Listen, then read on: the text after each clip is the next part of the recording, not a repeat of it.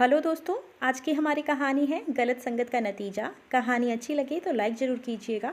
विराटनगर नाम के एक गांव में राजवीर नाम का एक आदमी रहा करता था। राजवीर के दो बेटे थे। बड़े बेटे का नाम था चेतन और छोटे बेटे का नाम था केतन। बस ये तीन लोग ही घर में रहते थे। राजवीर अपने दोनों बेटों से बहुत प्यार करता है। राजवीर पेशे से एक किसान था। चेतन अधिकतर समय अपने पिता के साथ ही रहता और उनका काम में हाथ बटाता। चेतन अपने पिता की हर बात मानता और उनकी सेवा करता। वहीं दूसरी तरफ केतन अपने आवारा दोस्तों के साथ अधिकतर समय बाहर ही बिता देता और खेल कूद में ही बिता देता था। केतन अपने पिता की बात भी बहुत कम मानता था। इन दोनों भाइयों के विचार और व्यवहार में फर्क था। समय बीतता गया, चेतन और केतन जवान हो गए।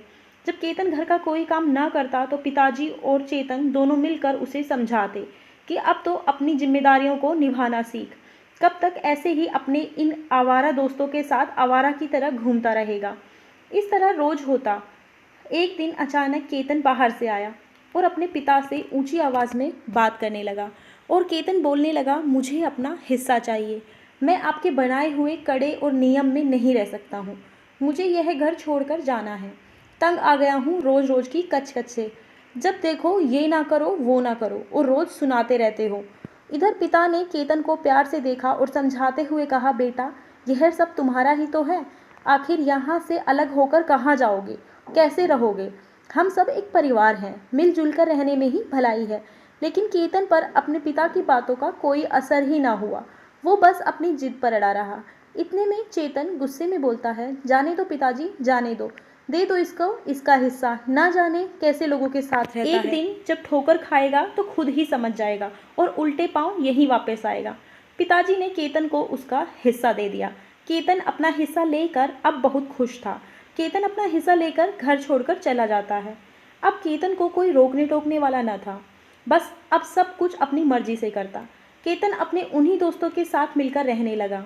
उसके दोस्त अच्छे नहीं थे। केतन शुरू से ही बुरी संगत में था, जिसका नतीजा आज उसके साथ ऐसा हो रहा था। कुछ दिन तक तो सब ठीक चलता रहा, लेकिन एक दिन ऐसा आया जब केतन के पास सब पैसे खत्म हो चुके थे। केतन ने सोचा, क्यों ना अब अपने दोस्तों से पैसे लिए जाएं। आखिरकार हम सब साथ में रहते हैं और मैंने अपने दोस्तों की बहुत मदद भी की है। यही सोचकर केतन अपने दोस्तों के पास पैसे मांगने पहुंचा। केतन के दोस्तों ने केतन को पैसे देने से मना कर दिया और बहाने मारने लगे। यह वही दोस्त थे जो कल तक केतन के पैसों से मजे करते थे। अब केतन का उन लोगों से पैसे को लेकर बहस हो जाती है। बात इतनी बढ़ जाती है कि सभी केतन को वहां से मारकर निकाल देते हैं। आखिरकार केतन उदास मन से मुंह लटकाए वहां से चला जाता है। केतन इस बात को बहुत देर में समझा कि ये लोग मेरा बस इस्तेमाल कर रहे थे। अब जैसे पैसा खत्म हुआ तो लात मारकर मुझे घर से निकाल दिया। केतन के पास खाने के भी पैसे नहीं थे। 2-3 दिन केतन भिखारियों की तरह इधर उधर भटकता रहा और कोई कुछ दे देता तो खा लेता। इस तरह रूखा सूखा खाकर कहीं कोने में सो जाता। अब केतन को अपने पिता की याद आने लगी। अपने पिता की कही गई बातों को सोचकर केतन फूट फूट कर रोने लगा। उसे अपने भाई की नसीहतें याद आने लगी। खुद को केतन कोसता हुआ कहता है, मैं कितना अज्ञानी था जो इन दोस्तों के बहकावे में आ गया और अपना घर छोड़ दिया। इन दोस्तों ने मेरा दिमाग में ऐसी बातें भर दी कि मैं खुद अच्छे और बुरे में फ़र्क ही नहीं कर पाया। बस अपनी अज्ञानतावश में अपने पिता और भाई की बताई बातों को मैं समझ ही नहीं पाया। केतन बहुत कमज़ोर हो गया था। अब उसे अपने किए पर बहुत पछतावा हो रहा था। वह सोच रहा था कि काश मैं अपने पिता और भाई की बात मान लेता। मैं उन लोगों की बातों को समझ ही नहीं पाया।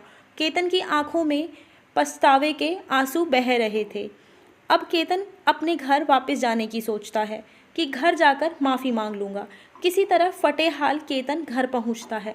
केतन के हालात इतने ख़राब थे कि पिताजी और चेतन उसको देखकर पहचान ही नहीं पाते हैं।